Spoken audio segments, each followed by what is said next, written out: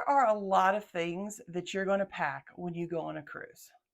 Some you'll need, some you will use, but you could do without, and even a few things that may never leave your suitcase. I've gone on several cruises at this point, and there are definitely some things I always make sure to have when I cruise. Ahoy, travelers! It's Amy with Cruising from the Ozarks here to help you make your vacation a success. Please consider subscribing to the channel. Doesn't cost you a thing, and it does help other cruisers know that our channel has content worth viewing. I made up a list of 10 things I won't cruise without. Now, this isn't a complete list because I'm not going to mention the obvious like bringing shirts and shorts and underwear. No, this is a list of things new cruisers may not think to bring or may not realize how important they are. Number one, your passport. If you're an American taking a cruise that begins and ends in the US, then you don't technically need a passport to sail. And there are definitely people out there who choose to cruise without a passport. I am not one of them. While it may cost a little bit more time and money to have a passport, it lasts 10 years and can save you a lot of headache and grief if something were to happen and you found yourself stuck in a foreign port and needing to get back home. Which brings me to the second thing I won't cruise without. Number two, travel insurance. I hope that I never need to use my travel insurance, but the more cruises I go on, the more likely I will one day need it. Whether it's because something comes up prior to the cruise that forces me to cancel, maybe it's lost luggage or needing medical attention while in a foreign port. Insurance can save you a lot of money if you find yourself in the wrong situation. Number three, my phone. Your phone is actually an important thing to make sure you have with you on your cruise. Now, it is unlikely most people would travel without their phones, especially nowadays. But for first-time cruisers, especially those planning on not getting a Wi-Fi package, they may not realize how important your phone still will be to you.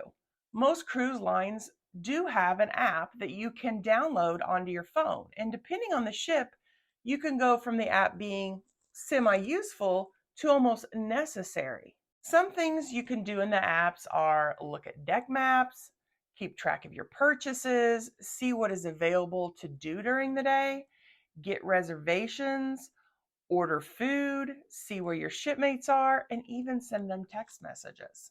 The ship apps are becoming more and more useful and important. Your phone is also going to allow you to capture memories through photos and videos. So gone are the days when you need your phone and a camera, as most smartphones have better cameras than anything an average person would own, especially point and shoots. Even people who do have expensive DSLRs may find that it is much easier to use a phone that they already have with them and are already carrying around than to have a camera and multiple lenses that they have to pack around with them. Number four is a cruise bag. Now, I actually bring 3 bags with me when I cruise: a backpack, a beach bag, because so far I've only cruised the Caribbean, and a small purse. However, it's not necessary to have all 3, even for a woman. There is one of those, however, that I wouldn't cruise without, and that is a backpack. I like to have the beach bag if I know I'm spending a day on the beach. It's better than a backpack when it comes to carrying a towel and other beach items, but I could still use my backpack as a beach bag if necessary. Having a small purse to carry around the ship in the evenings is convenient. I use a crossbody that fits my phone, some chapstick, cash, small items. Something small that is nice for going to the MDR, a show, or a bar. But like the beach bag, I could do without that crossbody if I needed to, because I could either replace it with my backpack or just make sure to wear something with pockets. It's the backpack that serves the most functions when traveling. I spent a long time picking out just the right one for me, and I love it. When I'm in port, it has a hidden section. If I'm worried about pickpocketers, it has a section that acts almost like a wallet, a place for a water bottle, and any small purchase I make can fit inside as well. During a sea day, I like to pack a book, maybe some embroidery or other small craft, and head somewhere to relax and people watch. A backpack is perfect to keep everything with me. My next must have is also a multi purpose item, a pair of comfortable multi purpose shoes. And at this point, you might be saying, thanks for the advice, Captain Obvious, but give me a minute to explain. The average cruiser is going to be walking a lot. Whether on the ship or in port, you're probably going to be getting in a lot more steps than you're used to.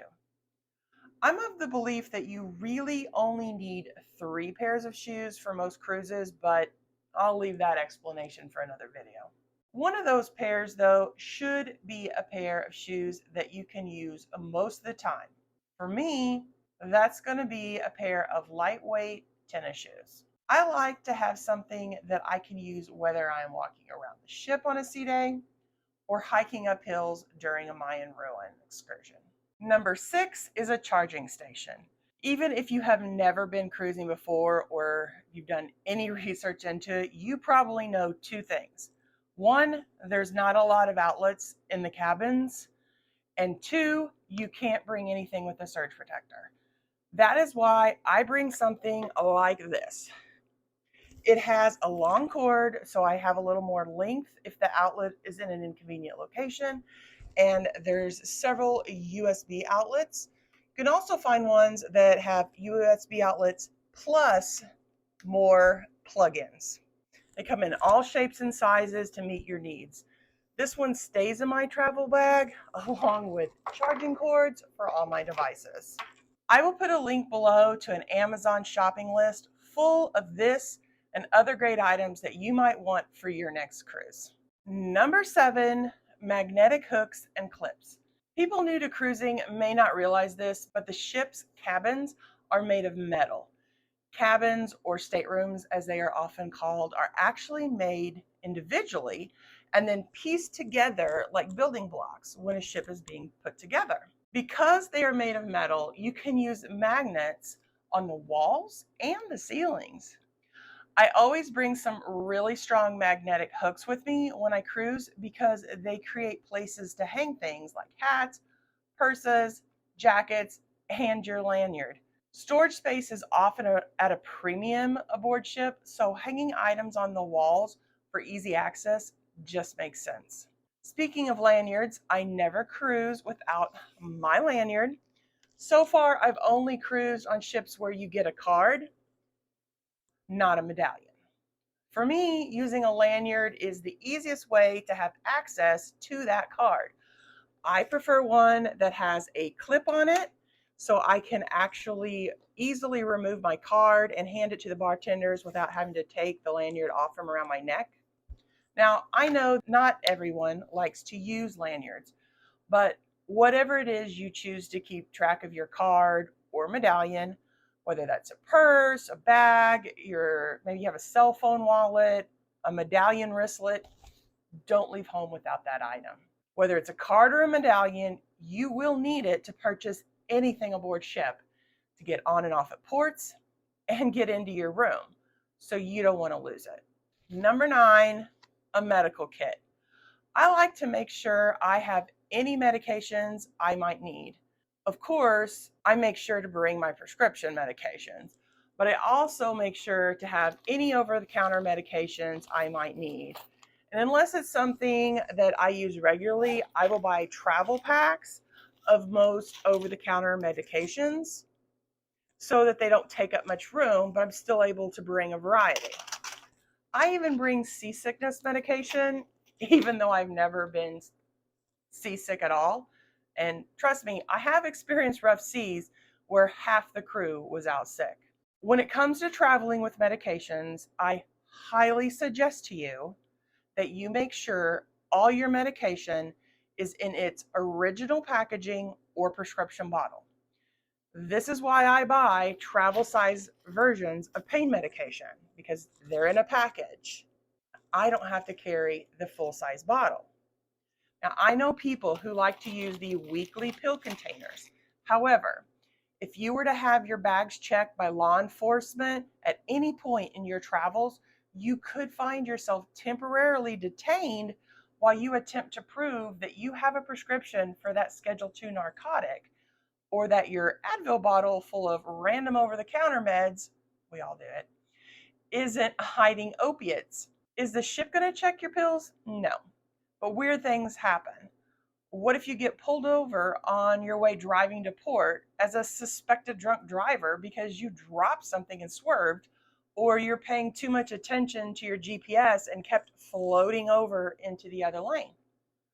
Law enforcement has a legitimate suspicion at that point that you might be an impaired driver, and that can lead to searches of your bags.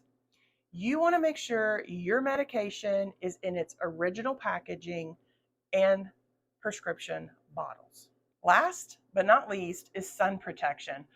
I make sure to have plenty of sunscreen and at least 2 pairs of sunglasses. I've been made fun of multiple times for coming back from a cruise to the Caribbean without a tan, because I actually avoid the sun most of the time. Spend my day on the ship in the atrium, not on the deck. However, that doesn't mean I don't bring sunscreen for those days walking in port or lounging on the beach, even though when I'm on the beach, I'm usually under an umbrella. When it comes to sunglasses, I rarely go anywhere without sunglasses, even when I'm not closer to the equator. Going without sunglasses isn't good for your eyes, and I don't need to bring on more wrinkles due to squinting all the time. I hope this list made you think about what you wouldn't want to cruise without. And I'd love to know if there's something you think should have made the list. And if so, what would you take off the list to replace it? What would you do without?